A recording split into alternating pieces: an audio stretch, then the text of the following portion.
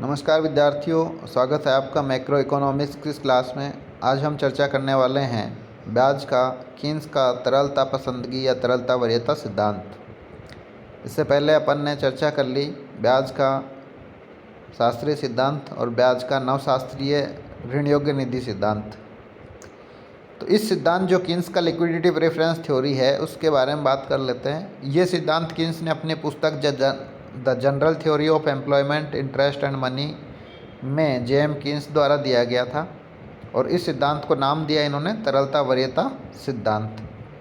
और कीन्स जो है ब्याज की दर को एक विशुद्ध मौद्रिक घटना मानते हैं जो मुद्रा की मांग और आपूर्ति के द्वारा निर्धारित की जाती है। तो ब्याज की दर को अगर आप पढ़ें तो शास्त्रीय अर्थशास्त्री तो कहते हैं क्या, वास्तविक घटना, जैसा अपन ने पढ़ा था, और जो कीन्स है वो इसको क्या मानते हैं, मौद्रिक घटना।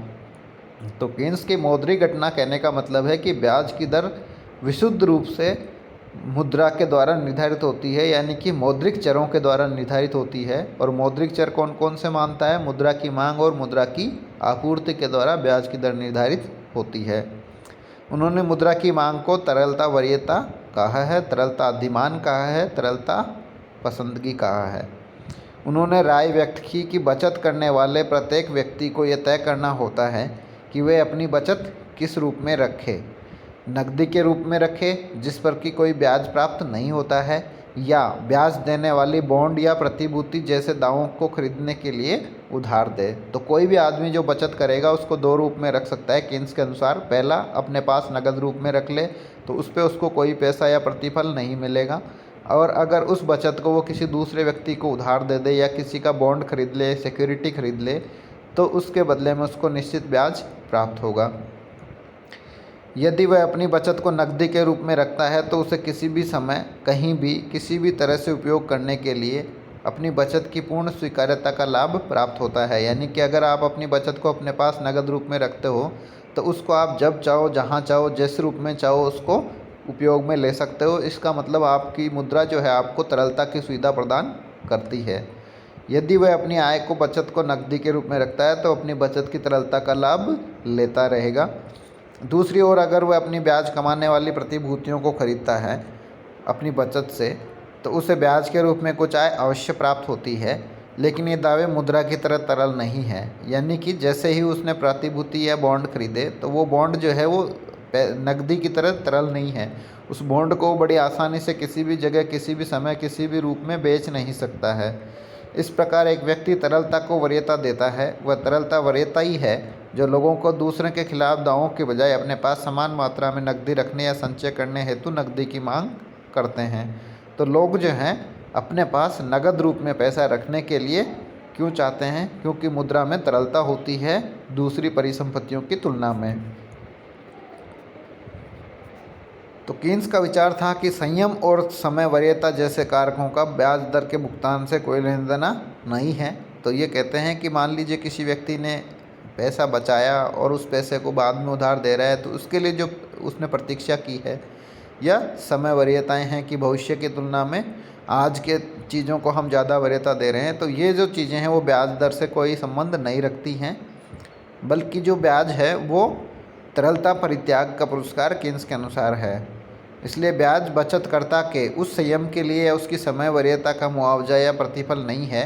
ये एक विशिष्ट अवधि के लिए तरलता के परित्याग के लिए दिया जाने वाला पुरस्कार या इनाम है। तो कीन्स की अगर परिभाषा आपसे पूछ ले ब्याज की, तो वो ये वाली परिभाषा है कि एक विशिष्ट अवधि के लिए तरलता के परित्याग का पुरस्कार ब्याज कीन्स ने बताया है। यानी कि कोई व्यक्ति है वो अपने पास तरल रूप में अपने बचत को रख सकता है, लेकिन अगर वो तरल रूप में नहीं रखता है, तरलता को त्याग देता है, दूसरे व्यक्ति को उस पैसे को उधार दे देता है, तो उसके बदले में जो उसको इनाम या पारितोषिक या पुरस्कार मिलता है वो है ब्याज।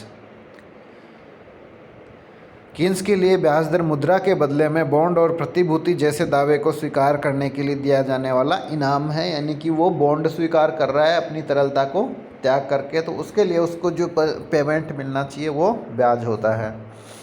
मुद्रा सबसे अधिक तरल संपत्ति है और आमतौर पर लोगों की तरलता वरीयता यानी ब्याज या अन्य आय कमाने वाली संपत्ति के बजाय नकदी के रूप में अपने धन को रखने के लिए एक वरीयता होती है।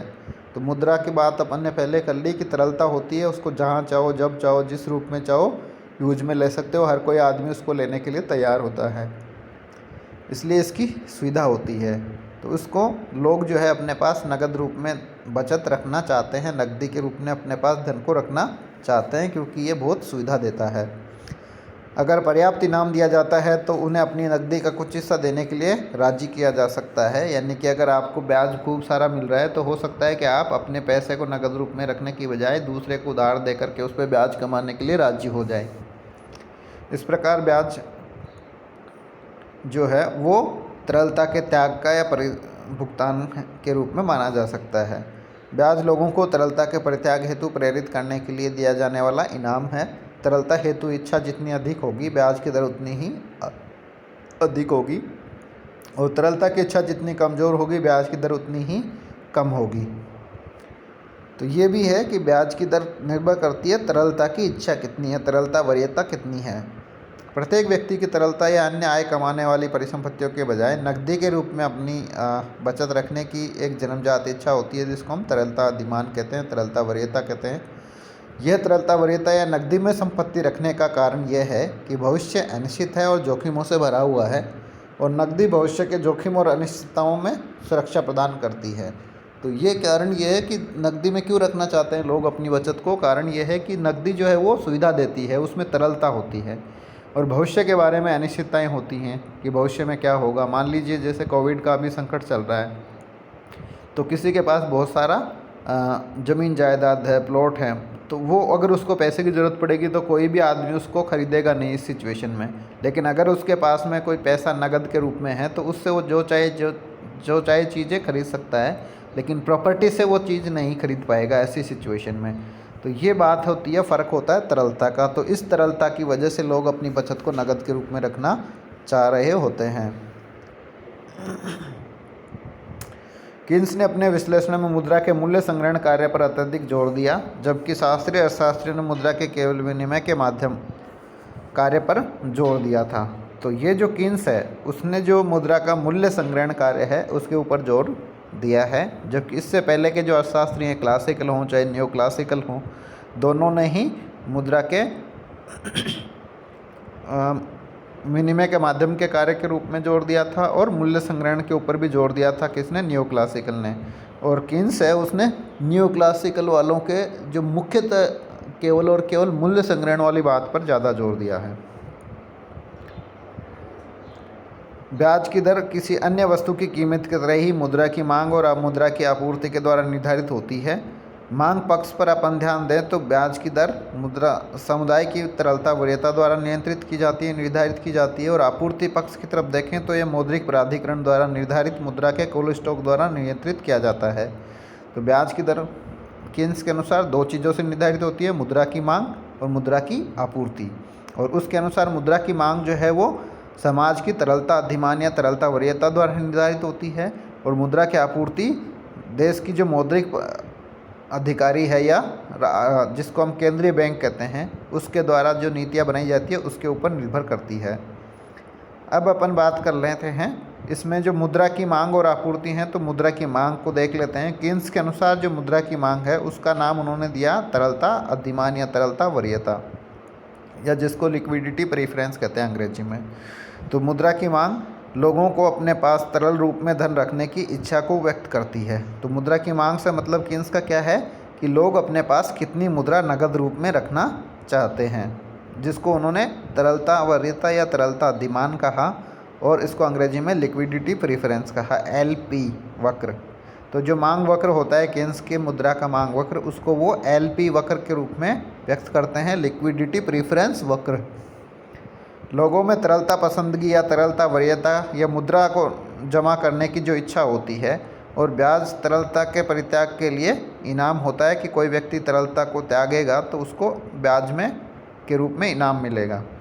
कीन्स के सिद्धांत में जोर जो है तरलता की इच्छा पर है, न कि वास्तविक तरलता पर। यानी कि जो कीन्स है वो किस पर जोर देता है कि लोगों की इच्छा कितनी है तरलता रखने की, या लोगों की तरलता वरीयता कितनी है, उस तरलता वरीयता पर ब्याज की दर निर्भर करती है। ज़्यादा वरीयता होगी तो ज़्यादा ब्याज दर होगी, कम वरीयता होगी तो कम ब्याज दर होगी।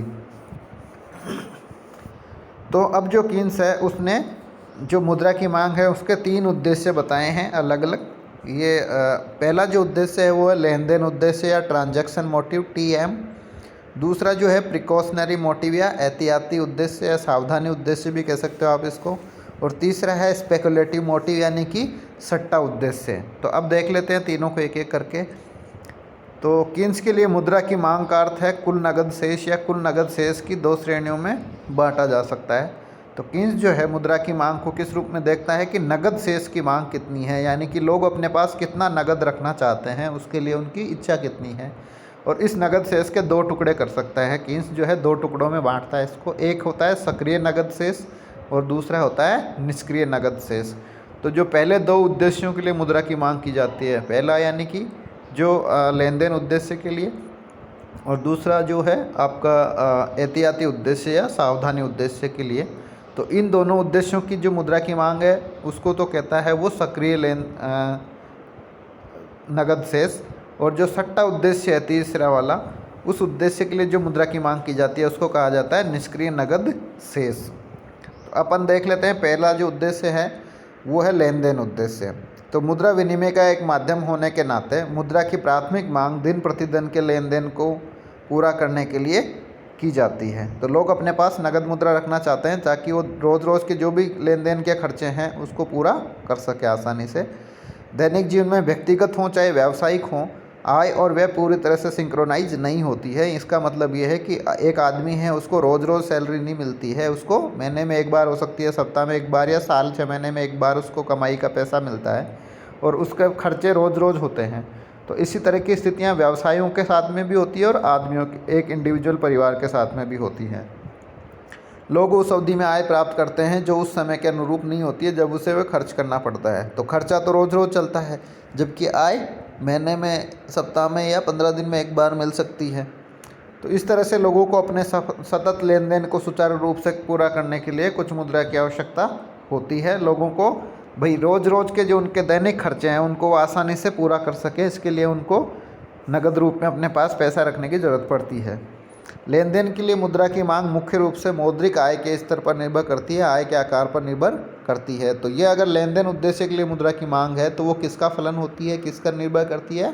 मौद्रिक आय कितनी है उस व्यक्ति या फर्म की। मौद्रिक आय का स्तर जितना अधिक होगा लेन देन के लिए मुद्रा की मांग भी उतनी अधिक होगी, और इसके विपरीत भी, यानी कि मौद्रिक आय और लेन देन के लिए मुद्रा की मांग के बीच में कैसा संबंध होता है? धनात्मक संबंध होगा, धनात्मक ढाल वाला वक्र बनेगा। यानी कि अगर मुद्रा की मांग, लोगों की आय बढ़ेगी तो मुद्रा की मांग बढ़ जाएगी लेन देन उद्देश्य के लिए, और अगर आय में कमी आएगी तो मुद्रा की मांग लेन देन उद्देश्य के लिए कम हो जाएगी। लेन देन के लिए मुद्रा की मांग ब्याज दर से प्रभावित नहीं होती है, ये ब्याज बेलोसदार होती है। तो ये कीन्स का मानना था कि जो लेन देन उद्देश्य के लिए मुद्रा की मांग है वो ब्याज की दर पर निर्भर नहीं करती है, ये केवल आय के स्तर पर निर्भर करती है और ये ब्याज दर से बेलोसदार होती है। अब इसको प्रतीकात्मक रूप से देखें तो कैसे लिखा जा सकता है? लेन देन के लिए मुद्रा की मांग को मौद्रिक आय का फलन के रूप में लिखा जा सकता है। और ये देख रहे हैं आप LT से मतलब ट्रांजैक्शन या लेन देन उद्देश्य के लिए मांग है। LT बराबर है KTY। तो KT जो है वो फलन को बता रहा है और Y यानी कि मौद्रिक आय। तो जहाँ LT जो है लेन देन के लिए मुद्रा की मांग को बताता है, KT मौद्रिक आय के अंश का प्रतिनिधित्व करता है जिसे समाज नगद के रूप में रखना चाहता है। तो और Y जो है मौद्रिक आय का प्रतिनिधित्व करती है। तो LT लेन देन के लिए मुद्रा की मांग हो गई, Y मौद्रिक आय हो गई, और KT जो है मौद्रिक आय का वह हिस्सा जिसे लोग लेन देन उद्देश्य के लिए अपने पास नगद रूप में रखना चाहते हैं। अब प्रिकॉशनरी या एहतियाती उद्देश्य की चर्चा करेंगे अगले वीडियो में। धन्यवाद।